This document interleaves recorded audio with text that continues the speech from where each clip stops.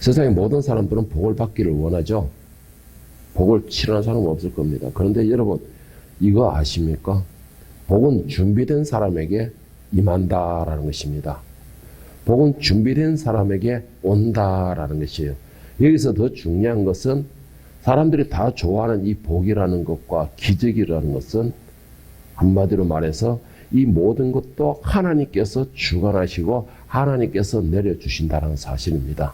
쉽게 말해서 이 세상의 모든 것은 다 하나님이 주관하에 있다는 것이죠.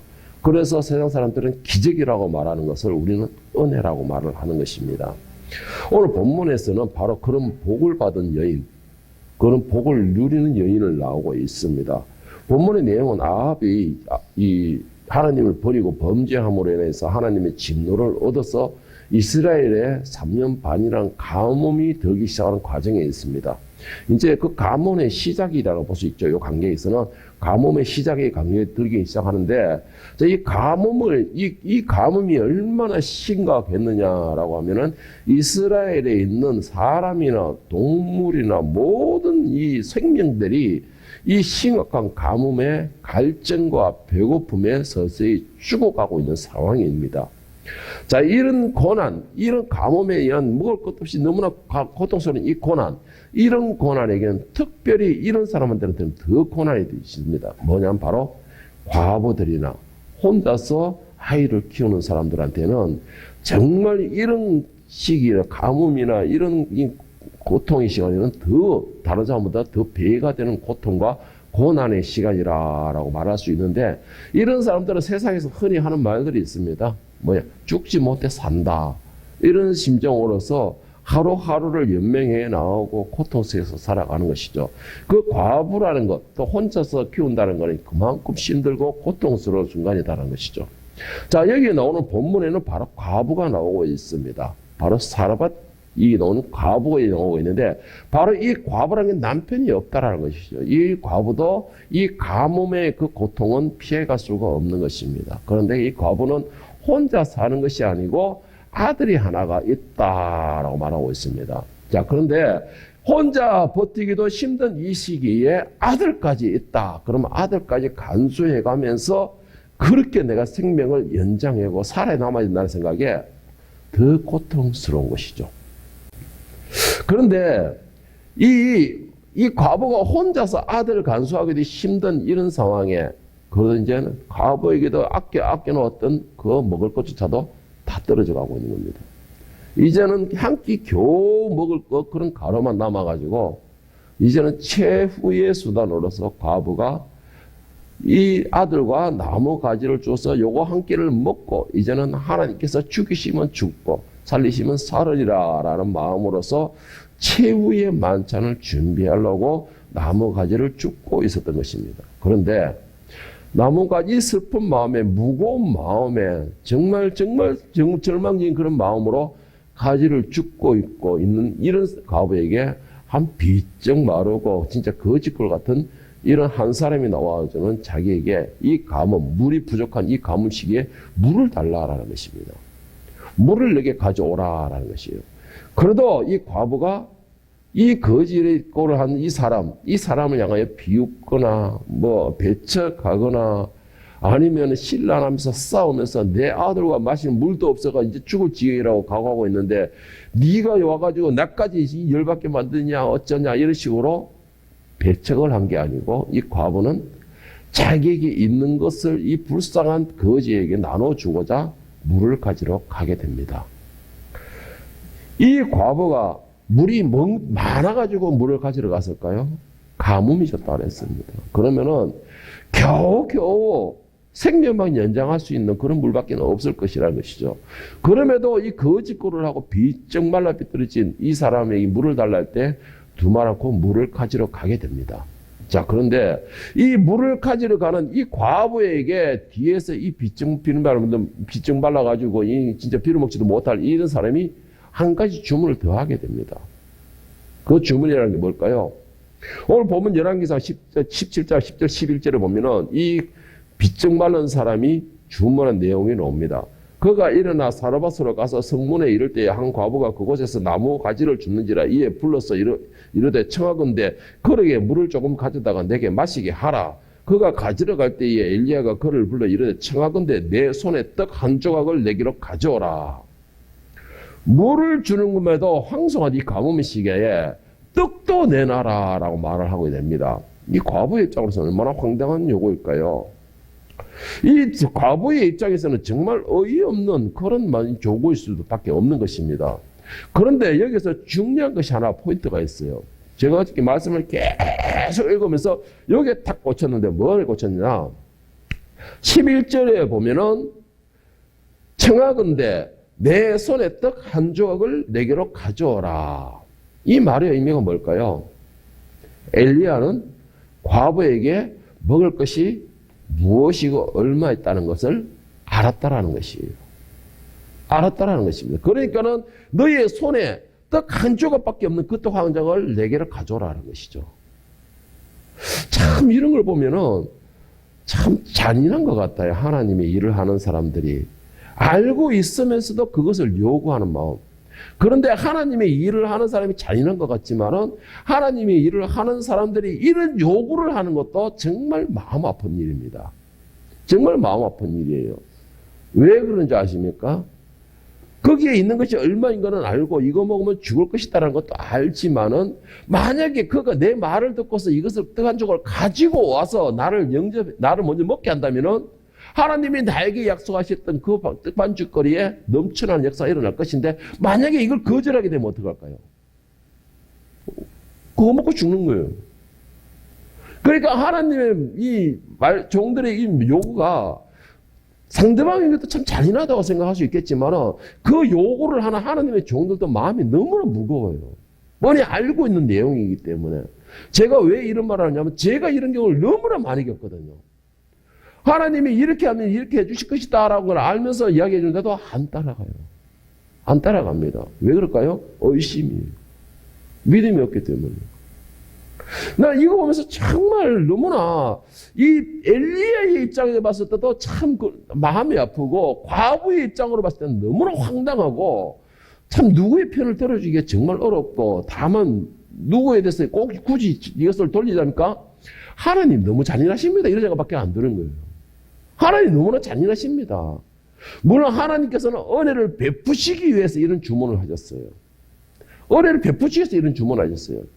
그런데 그 과부의 입장에서는 생명을 담보로 줘야 돼요. 생명을. 만약 여러분 같았으면 어떻게 하겠습니까? 이럴 때에. 나에게는 정말 생명과 같은 아들 하나만 있습니다.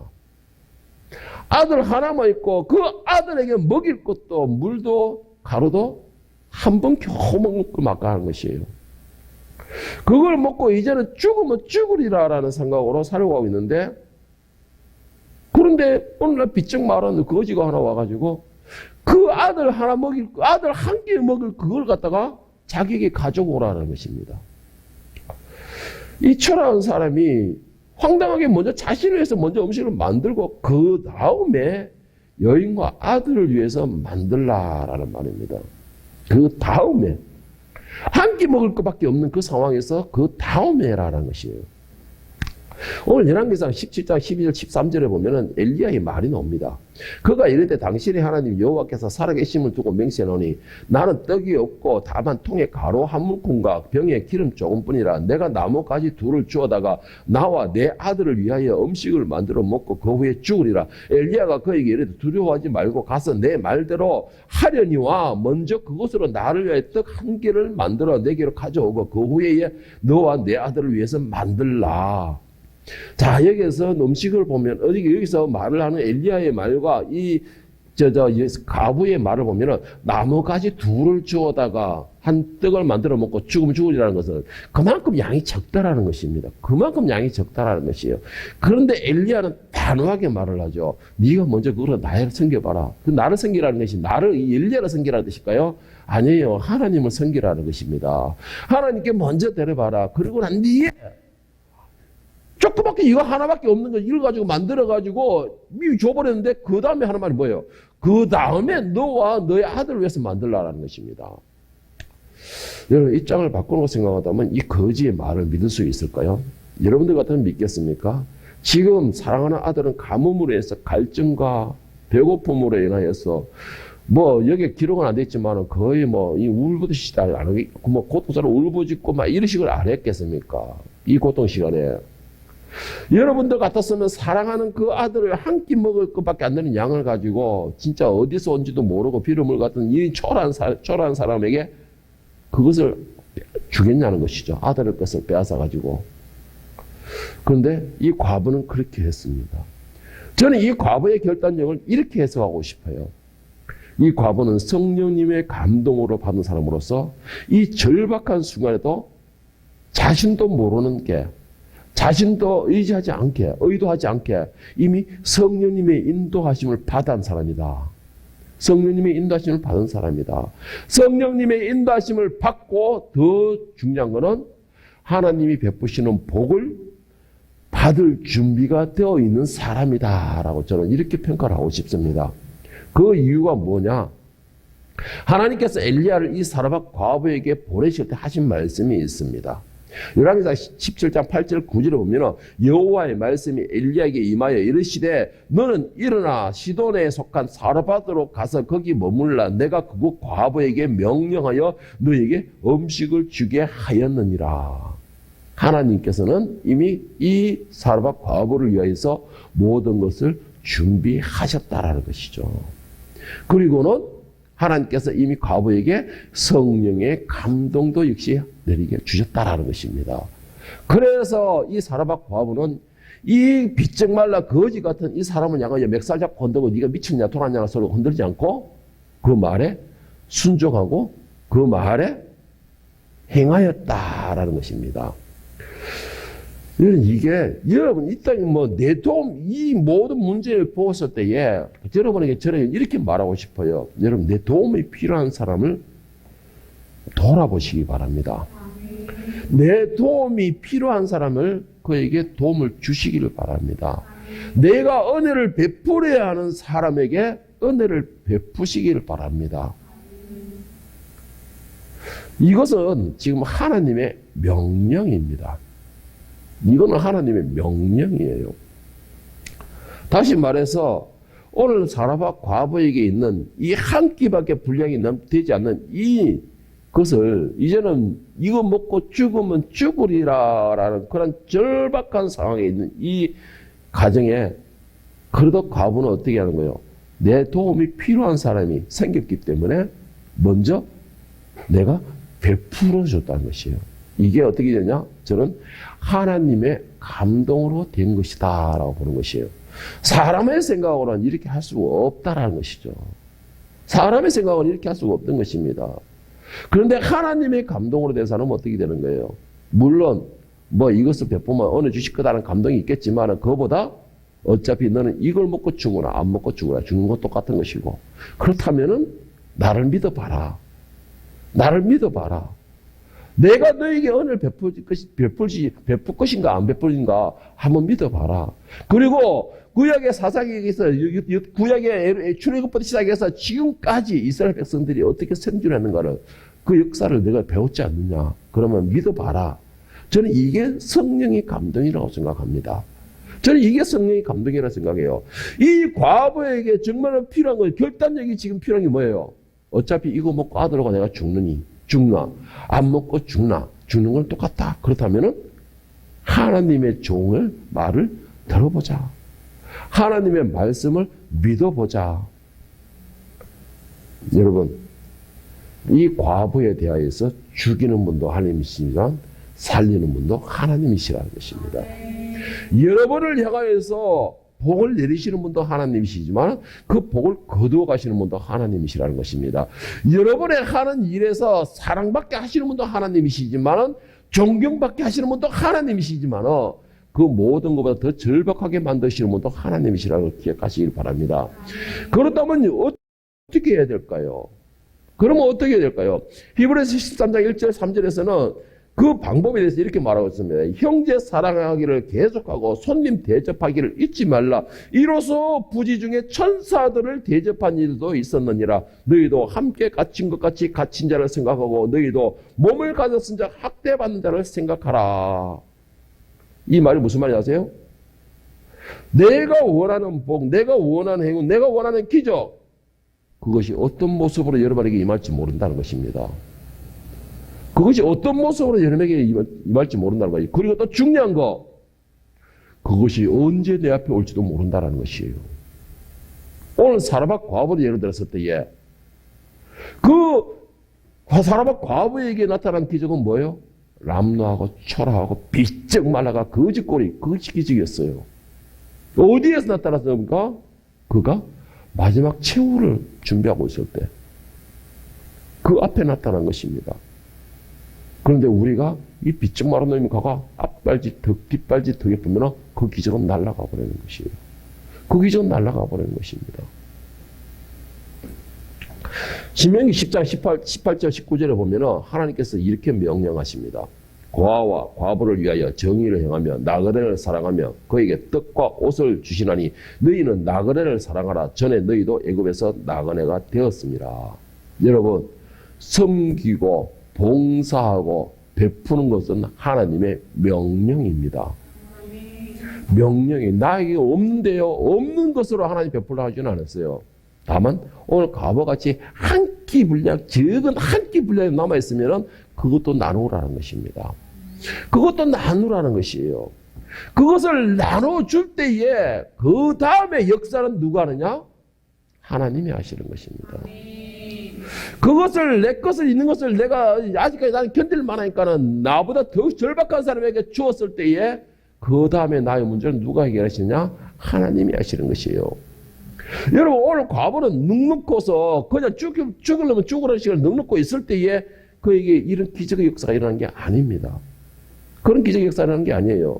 하나님의 은혜와 복은 분명히 말씀드리지만은 여러분, 준비된 사람에게 임하게 된다라는 것입니다. 하나님의 기적은 분명히 말씀드리지만 준비가 된 사람에게 임하게 된다는 것이에요. 자, 그렇다면 중요한 거, 은혜와 복을 얻고자 한다면 어떻게, 무엇을 준비해야 될까요? 첫째로 말씀을 영접하는 사람이 얻게 된다라는 것입니다. 말씀이 무엇입니까? 요한복음 1장 1절에 보면 말씀은 곧 하나님이시라라고 말씀하고 있습니다. 하나님을 영접한다. 그러면 뭘 말이냐? 하나님을 내 중심에 모셔드린다라는 것입니다. 말씀을 영접한다라는 것은 내 중심에 말씀을 모셔드린다는 것이에요. 그리고 이것은 그냥 내가 하나님을 알고 있습니다. 하나님을 알고 있습니다. 말씀을 내가 많이 알고 있습니다. 이런 차원이 아닙니다. 이거는.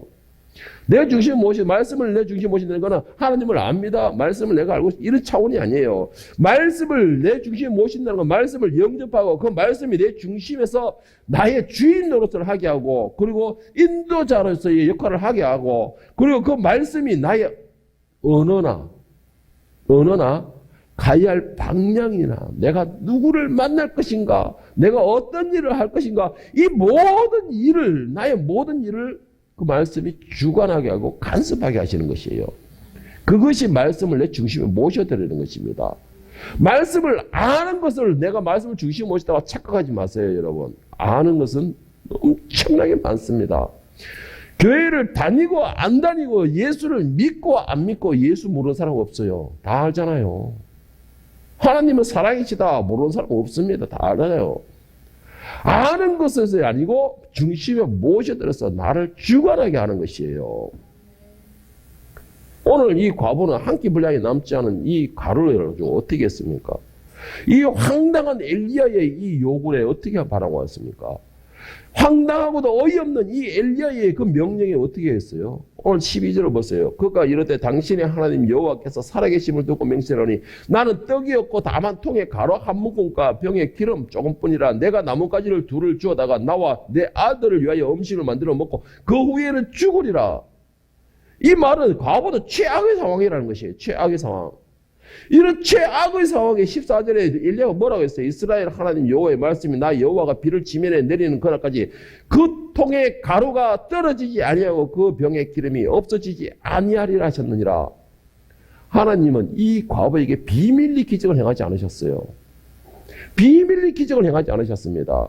하나님은 누구를 통해서든 간에 그 사람에게 기적이 필요한 사람에게 기적을 내려주겠다. 그러나 어떻게 해라? 네가 나를 믿어보라는 것이에요. 믿어보라는 것입니다. 그리고 다 해줬지만은 믿고 안 믿고는 누가 하는 것이에요? 내가 하는 것이에요. 내가. 이 과부에게 분명히 말을 했어요. 네가 가나면 물을 내게 가져와라 먼저. 그리고 그 한 조각밖에 안 되는 떡이지만 그걸 먼저 나에게 가져와라. 그리고 난 뒤에 너와 내 아들을 해서 만들라. 이미 말을 했습니다. 그리고 14절 뭘 했어요? 이 가뭄은 3년 반 동안 이루어질 것이고 모든 사람이 갈급하며 굶주려 죽어갈지라도 너희와 너희 아들은 그 통해서 가루가 떨어지지 않을 것이다. 결과까지도 이미 알려줬어요. 그러면은 선택은 누가 하는 겁니까? 기적은 누가 받아들이는 거예요? 내가 하는 것이에요. 내가 하는 것입니다. 그것이 뭐예요? 말씀을 믿는 것이에요.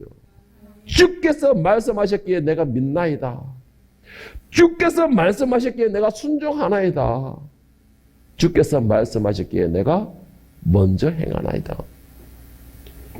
이것이 기적을 받아들일 수 있는 첫 번째 관문입니다.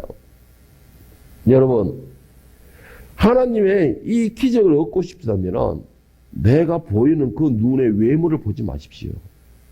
내 눈에 보이는 상황을 보지 마세요. 다시 말해서 상대의 외모나 뭐 이런 것으로 그 사람의 뭐 이 지청이나 이런 것으로 보고 판단하는 것이 아니라 그 사람의 입에서 나오는 말씀으로서 영접하는 것이에요. 내 눈에 보이는 그 사람의 모습을 보고 판단하는 것이 아니고 그 사람이 얼마나 잘생겼느냐를 보는 것이 아니고 그 사람의 입에서 나오는 말씀이 진실인가, 그 말씀에 하나님의 권능이 있는가를 판단하라는 것입니다. 두 번째예요. 어떻게 할 방법이 뭐냐? 선을 행하고 자비를 베풀어라 하는 것입니다.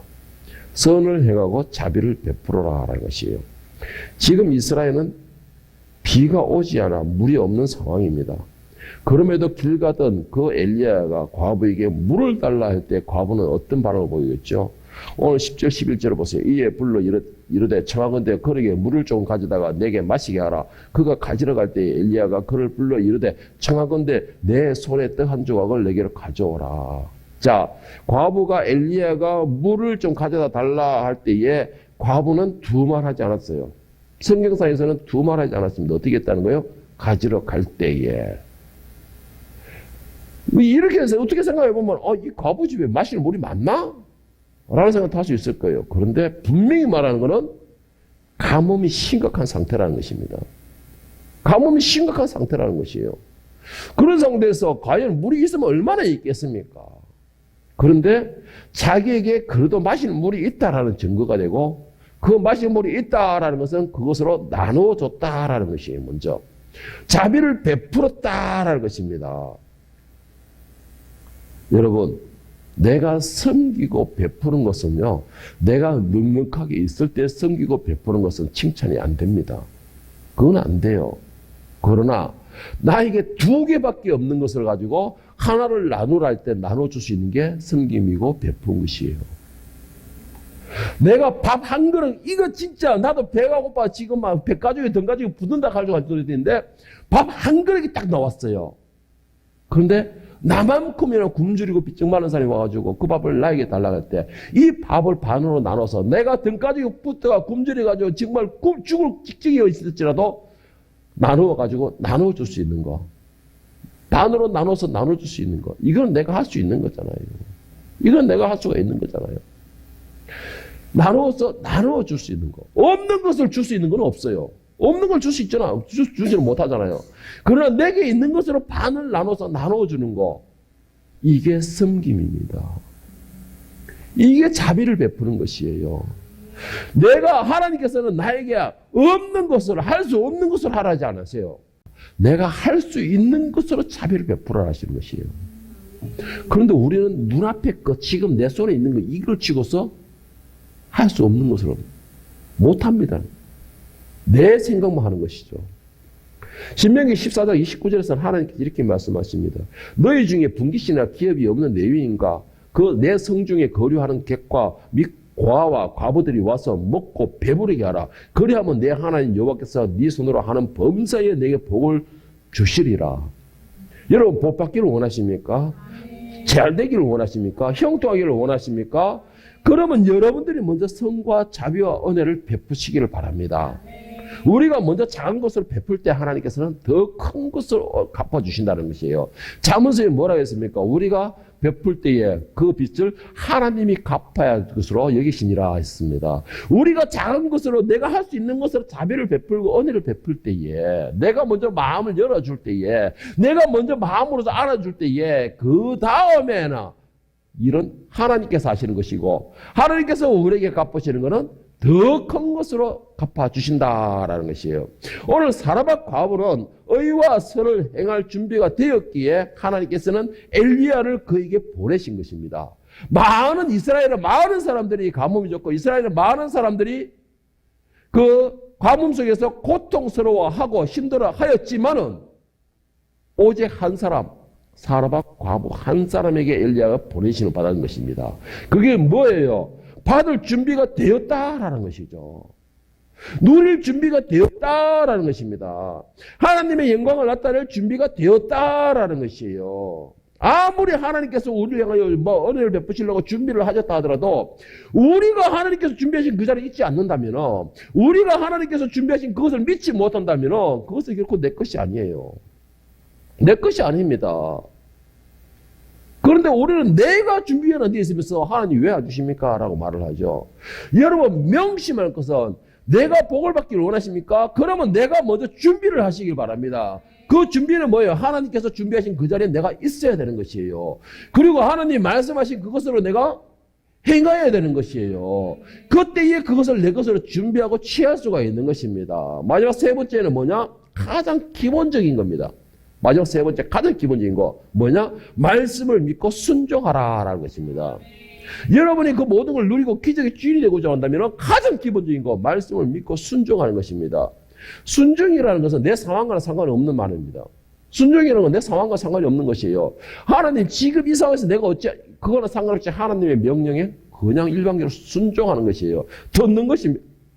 내가 아무리 지금 어렵고 힘든 상황에 있을지라도 하나님이 하라 그러면은 내 것을 다 팽개치고 하는 거예요. 그러면 내 것은 누가 책임지느냐? 하나님이 책임지시는 것이에요. 예를 들어 오늘 가르바 오늘 이 사르밧 과부 같은 경우 보세요. 14절 16절 보면은 이스라엘 하나님 여호와의 말씀이 나 여호와가 비를 지면에 내리는 날까지 그 통의 가루가 떨어지지 아니하고 그 병의 기름이 없어지지 아니하리라 하셨느니라. 하나님의 약속을 미리 말씀하셨어요. 하나님이 이 과부를 통해서 어떻게 하실 것이다라는 건 이미 말씀하셨다는 것이에요. 결과를 내셨다는 것입니다. 그리고 15절에 네가 그것을 받으려면 그 통이 그 기름병이 없어지지 않고 닳지 않는 그런 결과를 얻으려면 15절에 뭐란 거예요?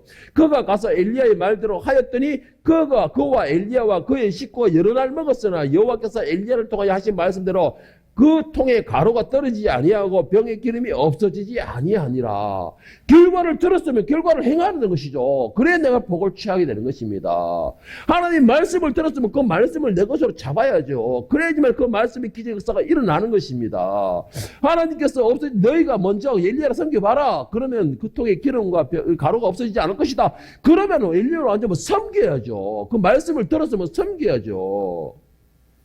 그래야지만 결과가 나오는 것입니다. 이 과부의 기적의 역사, 그 행운은 어디까지 가는 줄 아십니까?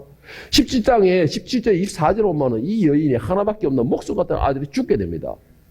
그런데 그 아들이 죽은 하필이면 그 순간에 누가 있었습니까? 엘리야가 함께 있었어요.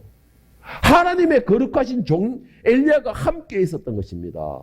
그러니까는 그 엘리야가 하나님의 종임으로 하나님의 뜻하심에 따라 이 과부의 모든 길을 살펴주는 것이 당연한 것이죠. 그러니까 결국 엘리야가 하나님께 기도하여 아들을 다시 살리게 되는 겁니다. 다시 기적 역사가 또 일으키라는 거예요. 여러분 말씀은 곧 하나님이라 했습니다. 그냥 설교가 아니고 말씀은 하나님이라고 했어요. 그러면 그 하나님을 영접하여야지만 기적은 일어나는 것입니다. 요한복음 2장에 보면은 예수님께서 제자들과 함께 가버나움 혼인잔치에 참여하게 됩니다. 여기에서 가장 심각한 문제 생기죠. 포도주가 떨어지게 됩니다. 예수님께서 두도 말도 안 했습니다. 마리아의 그 말에 종들에게 사람들의 손 씻는 그 이구의 항아리에 물을 가득 채워라. 채웠어요. 그럼 떠다 줘라. 종들은 떠다 줬어요. 여러분, 기적은 누가 일으킨 겁니까? 예수님이 일으켰지만은 그 기적이 그 역사를 일으키는 마중물은 누가 된 것입니까? 그 마중물은 종들이 된 것이에요. 예수님께서 말씀하셨기에 그 말씀에 의지하여 떠다 준 거예요. 물이지만 떠다 준 것입니다. 그때에 포도주가 되는 역사가 일어난 것입니다. 여러분, 베드로는 어땠을까요? 예수님을 처음 만났을 때입니다. 밤이 새도록 그물을 던졌지만 그 전문가가 고기 한 마리 못 잡았어요. 그런데 자기 배에 올라앉았던 그 예수님이 말씀을 전하는데 자기는 일하면서 그냥 겉으로만 들었는데 그 말씀에 은혜를 입게 됩니다. 감동을 입게 돼요. 성령의 인도하심을 느끼게 됩니다. 그리고는 그 예수님께서 하신 말씀이 뭐예요? 내가 네 배를 빌려 탔으니까 너에게 은혜를 베풀겠다. 자, 깊은 데로 가서 그물을 던져라. 그물을 짓고 사고 있는데 그런 황당한 말을 하는 겁니다. 그러니까는 베드로가 하는 말이 뭐예요? 누가복음 5장 7절에 보면 시몬이 대답하여 이르되 선생님, 우리가 밤이 새도록 수고했을 때 잡은 것이 없지만은 말씀에 의지하여 내 그물을 던지리라. 말씀에 의지하여. 누구의 말이에요? 하나님의 말씀에, 예수님의 말씀에 의지하여 그물을 던지리라. 결과가 어떻게 했을까요? 그렇게 하니 고기 잡은 것이 힘이 많아 그물이 찢어지더라. 그리고 7절에 보면은 고기가 너무 많아 2배에 차고 잠길 것 같더라. 여러분, 복받는 가장 기본적인 건 뭐냐? 말씀에 순종하십시오. 말씀을 의지하십시오. 말씀을 듣고 순종하고 의지하고 난데 그 다음에야 뭐 은혜를 베풀고 나누는 역사가 일어나고 그 자리에 있는 역사가 일어나고 모든 기본적인 거는 말씀에서 나옵니다. 말씀에서. 그런데 여러분, 말씀을 인해서 성경 구절을 이해하는 것이 말씀이 아니에요. 그러면 그거는 설교일 뿐이고 하나의 이스라엘 역사밖에 되지 않습니다. 그러면 말씀은 뭐냐? 말씀은 내 속에 들어와가지고 죽어나고 살아있는 역사가 일어나야지만 그것이 말씀이 되는 것이에요.